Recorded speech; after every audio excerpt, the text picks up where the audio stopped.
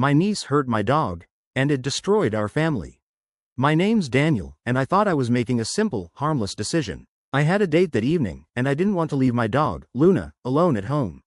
She was my best friend, my constant companion, the one being in my life who never judged, never disappointed. I wanted her to be safe while I was out. My sister, Claire, offered her daughter, Mary, to watch Luna for a few hours.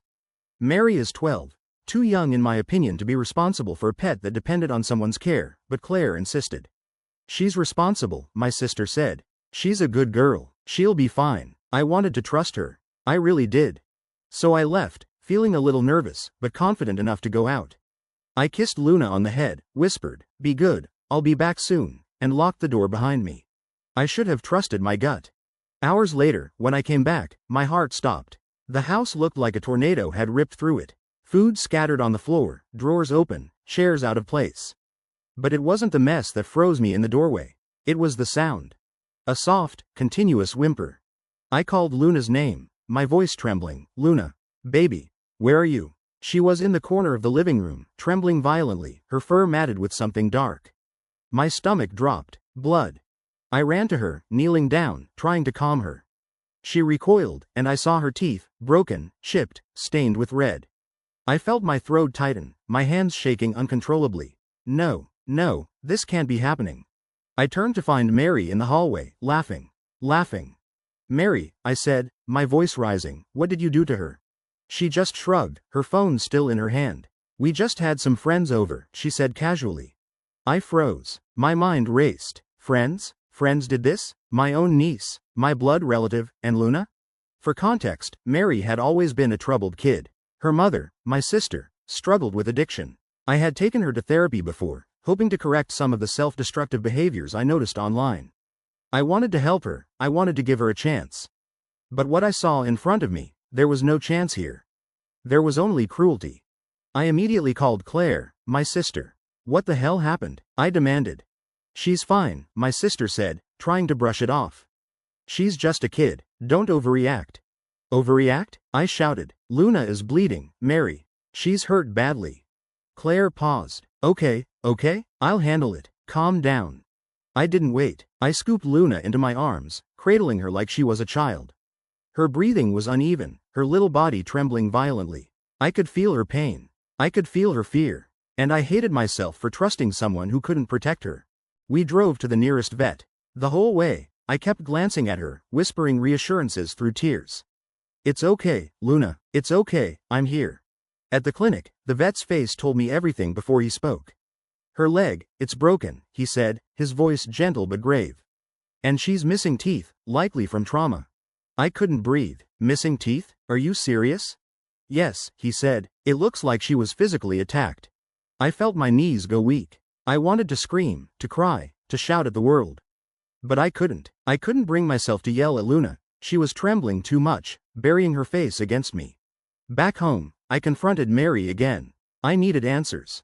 "She ate food off the table," she said casually. "So, one of my friends punished her." I stared at her, mouth dry, unable to even form words. She watched her friend hurt Luna, and didn't stop it, and laughs?" I called my sister immediately. "She watched someone hurt my dog. She knew what was happening and laughed about it." Claire froze. I didn't." "It doesn't matter," I shouted. "This isn't about blame anymore. She's a danger." The next day, Mary was removed from my sister's care and placed into foster care. Child Services came, took statements, and began the process. It was surreal. Watching them take her away, the weight of the situation settling on my shoulders. I spent the next hours cleaning up the house, carefully, methodically. Every piece of furniture returned to its place, but the space didn't feel like home anymore. It was tainted by betrayal and cruelty. Over the next few weeks, I focused entirely on Luna. Vet visits, medication, rest. I barely ate. I barely slept. Every time she whimpered, I relived that moment, seeing her broken, terrified. I couldn't stop blaming myself for trusting Mary, for thinking that family meant safety. At night, I would sit beside Luna, stroking her fur, whispering apologies. "I should have protected you. I should have been here." I started keeping a journal, writing every detail of what happened. My hope was that someday, this would serve as proof that I did everything I could to protect her, that I acted responsibly, and that Mary's actions were intentional. The emotional toll was crushing. I had always loved my niece, had hoped for the best in her, but what I learned that night changed everything. The innocence I once saw in her had been replaced with something darker, something dangerous. Weeks turned into months. Luna healed physically, her leg mended, her teeth partially restored, but the emotional trauma lingered. She was skittish, wary of sudden movements, her trust fractured. Every time someone approached too quickly, she cowered. I knew it would take months, maybe years, for her to feel safe again. I never spoke to Mary again. Child services monitored her progress, but I chose not to involve myself further. My anger had given way to resignation. What this taught me was terrifying. Sometimes family isn't protection. Sometimes the people you trust most can hurt the ones you love. And sometimes, the weight of responsibility falls entirely on your shoulders. Luna and I recovered together. She taught me patience, forgiveness, and resilience. I would never forget what happened, but I could choose to focus on the healing instead of the pain. Every time she curls up beside me now, I feel the bond stronger than ever. She survived, I survived, and somehow, we're both stronger for it. Speech balloon moral. Trust is sacred, but vigilance is necessary. Family doesn't automatically mean safety, and love doesn't erase cruelty. But healing is possible, and the strongest bonds are forged in adversity.